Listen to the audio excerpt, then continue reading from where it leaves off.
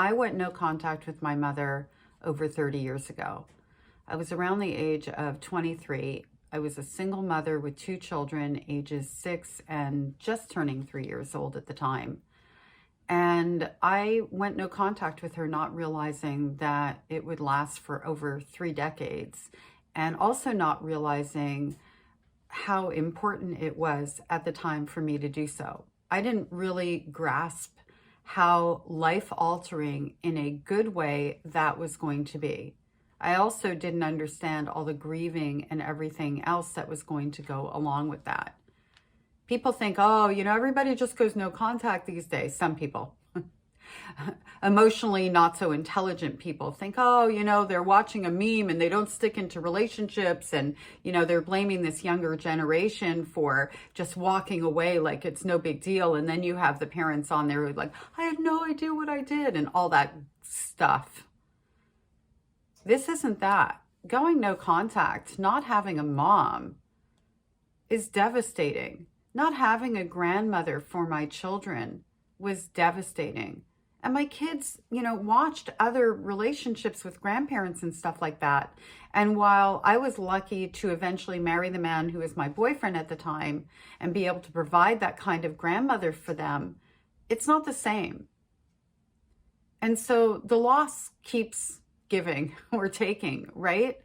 And we have to remember that throughout all that loss, and what I learned throughout all that loss, was there was a tremendous gain. And that gain was that my children were raised in an environment that didn't have that toxicity, that abuse, that, mixed messaging, that smear campaigning, that triangulation, and all the things that go along with that. So back to explaining how my no contact happened or began.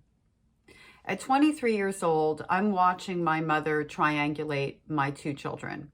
I don't know that that's what it is. I just know that the disparity in treatment is not something I'm going to tolerate. My daughter, who would have been around 6 years old at this time, was her hands down golden child. She took that kid everywhere. She showed her off everywhere. Everyone knew that my mother had a grandchild that was my daughter.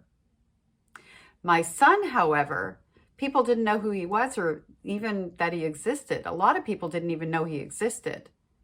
He wasn't even the scapegoat. He was literally the non-existent child. In relationship to each other, my mother would buy gifts for the older one and nothing for the smaller one, or she'd buy something age inappropriate for my son, or she would buy something that didn't fit, that he couldn't use, that he had no interest in. Like there was an effort to make sure that whatever she bought for him wasn't going to be something he enjoyed, and an effort in whatever she bought for my daughter was going to be something that she definitely enjoyed. Fast forward all these years later, my eldest daughter, who's going to be 40 in August, I know that's crazy. Every time I say it, I'm like, anyway, she's going to be 40. She was telling me the other day that she recognized that my mother didn't love everybody else the same way. Love. And she told me that as a child, she can remember feeling bad for her brother, bad for me, because she knew for sure my mother didn't like me. Bad for her step-grandfather. Like the treatment was so different that even my child at the age of 6 years old recognized it, and she felt guilty for it. She didn't understand why my mother couldn't be nicer, and she felt guilty that my mother was treating her in such an upper level sort of way. I didn't know that. Had I known it, I would have ended it that much sooner. Because no little child should feel guilt about anything, let alone something like that. So as I started to lay down boundaries for my mother, as I started to tell her, listen, if you're going to do for one and not the other in an equitable way, I'm not going to allow you to give anything to either child. I started to tell her that if you're not going to take them in the same sort of way, spend time with them in the same sort of way, I'm not going to allow her time just with my daughter. That we're going to stop this treatment where one is special and the other isn't. And she's like, well, you just take so much energy in this, that, and the other. She was in her 40s at the time. And in all actuality, here's the funny thing. my daughter was undiagnosed ADHD at that time. Like, she was off the charts hyperactive. And my mother could take her, no problem. And that kid like never stopped. And my son was like this really calm, chill kid, but she didn't have the energy for him. And he was potty trained. So, you know, after all that, that was one of her excuses as well. There was always a reason, right? That she couldn't treat them the same, put in the same effort and time and whatever. And then there was the part where she would talk to me in a way that was sending a message to my children that there was something wrong with me. Like, she would talk down to me. She would make little comments under her breath, like, I can't believe your mother did that. Stuff like that. And then there was the part where my mother was exposing my daughter to materials that were age inappropriate. Like, a 5-year-old should not be watching Dirty Dancing, for example, or Poltergeist. So I'm laying down boundaries, and my mother doesn't recognize me because I'm the little girl who was silent, who never pushed back. But now I'm Mama Bear. This isn't about me. This is about my children. And as I started to push back, I also was asking her to go to therapy, to work on our relationship, because I wanted everybody to be solid and good and loving. And that word therapy set off a letter from her. She wanted to head me off at the pass and did not anticipate what I would do next. So here is the letter that my mother wrote to me. I'm going to read it and then I'm going to break it down. And for anyone who has received a letter from a parent like this, yes, they use the same script. Marnie, not dear Marnie, whatever. Anyway, Marnie, when you can accept me as a loving person who only wants the best for you, regardless of however it may seem or appear to be with you, and when you are willing to meet me halfway, I'll always be there for you because I love you. My heart goes out to you for your personal struggle. I want it to be easier and better for you, but I am only a person like you are, and we try to survive. Marnie, I have come to a crossroad in my life. I will no longer be controlled by you or manipulated with your guilt trips on me, nor will I be the brunt of your blaming process to avoid your feeling responsibility for your own life's events. Her handwriting, you know, I can't stand it actually. Ugh. I'll be there to help you with my daughter's name, whatever it may be, in as so far as it is possible. I want to be closer to my grandson, she puts his name in there, when I can handle it and enjoy him. I wish I was younger and could handle a 2-year-old with more energy. He was 3. Anyway, just as you may need my understanding and my approval, I need yours. Let's try to make life more comfortable and secure for both of us. As we are approaching the Jewish New Year, let us begin again, and with God's help, this will be a good year. No, we need a therapist help, but anyway. And then she puts the time and whatever. Join us with the family for breaking the fast, all at my home. Love, Mommy. Okay, so now let me break the letter down. I misread a little bit of a part of it. I kind of reversed it. I said, regardless of however it may appear or seem to be with you, which is irrelevant. I just wanted to correct that because when I see her handwriting, I kind of want to throw up. My heart goes out to you for your personal struggle. I want it to be easier and better for you. So this was actually the first time in my life that I didn't have a personal struggle. I was in school. I was furthering my education to improve life for my children. I was a single mother with a very solid boyfriend who I ended up marrying, and we had 15 years together. And by the way, she tried to tank that relationship by saying things to him like, did you know that Marnie ran away? Like at 13, she lived on the streets. Like she's really been around. To which my then boyfriend replied, well, you know, something really bad must have been happening in the home. Like for a 13-year-old to prefer living on the streets and to be running away like that, there must have been something wrong here. And so she stopped from that angle, which meant that she had to try to hold on to me that much harder and create division by trying to say things about him. But none of it worked, because he was my supporter and he was the reason I was beginning to find my voice. And anytime we have somebody in our lives that sees us for the good people we are rather than the damaged goods that our narcissist parent smeared us to be, they work overtime to create division there. So as I'm going to school and as my life is improving and as things are getting better, she's trying to sabotage my education by making it hard for me, like to pass my state board exam. It didn't work. I kept on going. But it's interesting to me that she was saying how much, she is sorry that I'm struggling and everything. I think the reason that she wrote this way was because other people were reading it before it was delivered. And I will show you why I feel that way beyond there. And it also tells me that her smear campaign was about her telling people, yeah, Marnie just can't get it together and she's always blaming me and I don't know what to do. And, she was the victim of me and she was such the hero for sticking in there and like trying, right? And sending this beautiful letter. So this, crossroads part where she says, I will no longer be controlled or manipulated by you. That's simply about me telling her, you're not going to triangulate my children, in so many words.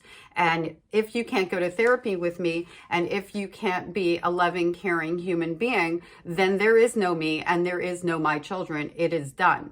So as she saw this happening and me pushing back, she wanted to make sure that she could find a way to silence me. This invitation to dinner was nothing more than a be quiet, be a good little girl, and fall in line, which old Marnie would have done prior to children. But now it wasn't just about me. I didn't deserve rescue. That's how I felt about myself. But my children, I felt a whole different way about them. I want to be closer to my grandson when I can handle it, and have the energy. The fact that she has to qualify that relationship as if we both don't know who that child is by name also tells me that somebody else was reading this. And there were lots of people, it reminded me, there were a lot of people that didn't even know this child existed. How many mothers, grandmothers out there, grandparents, can you say that you're friends with where one of their children has grandchildren and you don't know who they are by name? Like, my close friends, I know who their children are. I know who their grandchildren are. You don't have to say to me, my grandchild so-and-so. But in this case, she would have to, because she has to, showboat and make it seem like she's trying to do something good. She just can't. Yeah, I think that's about it. Just knowing that, about her needing my approval and everything else. That basically is her needing me to just I don't have the swear jar, shut the F up. To all my parents out there who are going through this situation, there is everything right with insulating your children from your abusive parents. And the fact that they abused you is a good enough reason to end that relationship. If they're not willing to make it better, go to therapy and repair the damage, that's good enough. But if you're hanging in there because you want, grandparents for your children, I totally get that. I did that. Obviously, I did that. And then you start to see these behaviors. If you don't end that, you will lose your children when they become adults, the golden child specifically. When those children become adults, or teenagers rather, that grandparent is going to use everything that they laid down to paint you as there's something wrong with you. All those tools, all those little seeds that they grew into those weeds, they're going to use that. And when your child becomes a teenager and needs those boundaries, and they go complaining to grandma or grandpa, they're going to go, oh, your mother or your father, they're so unreasonable. You're so right. Just come and be with me. Those rules, no, you don't need them. I'm going to rescue you. I see it all the time. I am a therapist for survivors, adult survivors of child abuse related to narcissistic family systems. I see this all the time. Worry more about how you're raising your children and breaking the cycle than about whether or not they need a grandparent in their life. They don't need a grandparent in their life. They need a healthy grandparent. And if they can't have that, they need a healthy parent who creates that boundary and shows up for them in the best possible ways. You have enough love to give them to replace 1,000,000 grandparents, let alone the toxic ones. So what do you tell your children? Because I know that's the next question that comes up so often. The truth in age-appropriate ways. My daughter was 6 years old. She loved her grandma. And I had to tell her, you know what, grandma's not very healthy in her mind sometimes. And she did a lot of things to hurt mommy when she was a little girl. And I know you don't see it, but she's still doing those things. So right now, this is where we are. We need a break. And at the time I thought it was a break. I didn't know it was going to be a permanent no contact. If I knew that, I would have been honest about that. And I would have said, grandma has the option of doing things a certain way, of going to get help with me, going to therapy. If she never wants to do that, this is how it's going to be. And I know that you miss her, and you can talk about her, and you can share the good times you had with her with me. Nothing like that hurts my feelings. I love that she gave you some love, but I also know that it's my job to make things good for you and healthy for you. So I need you to trust mommy. And over the years, sometimes something would come up. My children also grew up in a house of truth, age-appropriate truth. There were no veils. So they grew up knowing that I lived on the streets at 13 because I ran away from the abuse. They grew up knowing bits and pieces about the abuse that I went through. And as they got older, they knew more. They know what happened with my grandfather. Trigger warning for anyone out there. He was molesting me. They know that's why I went no contact. Being honest, having open communication, and the faith in the fact that you know what's best for your children, and divorcing yourself from everybody else's point of view because they are not living your life and they are not raising your children is paramount to your healing, to your well-being, and to stopping the madness. So to those people who are going to come out of the woodwork, they've changed, they've softened, let bygones be bygones and all that. My response with people like that was this, if they had children. I love that you love my mother so much. Why don't, because she needs the grandparent experience, you hand over your children? And I did that with my grandfather as well. When my brother called me and went after me, I'm like, you have a daughter, he can have her. It's amazing how fast people will shut their mouths. To the ones who don't have children, say, look, if you can't respect my boundaries, that I am doing what I feel is best for my children, I'm sorry, I can't change that for you. But know that I'm not going to engage in this conversation ever again. And anytime you attempt to bring it up, I'm going to either hang up the phone, I'll say goodbye, I'm going to disengage from you because that's my boundary. And if you're not going to respect it, I'm certainly going to enforce it. Period. So I hope that this has been helpful for those of you out there who are struggling with these situations. I run group therapies. I provide one-on-one services. If you need any additional help, the link is in the comment section or the description for this YouTube. And if you have any questions or would like me to cover a topic, please feel free to email me and I will definitely do that for you or point you to a video where I've already, talked about that sort of thing. And of course, don't forget to like and subscribe on my YouTube. Thanks a lot.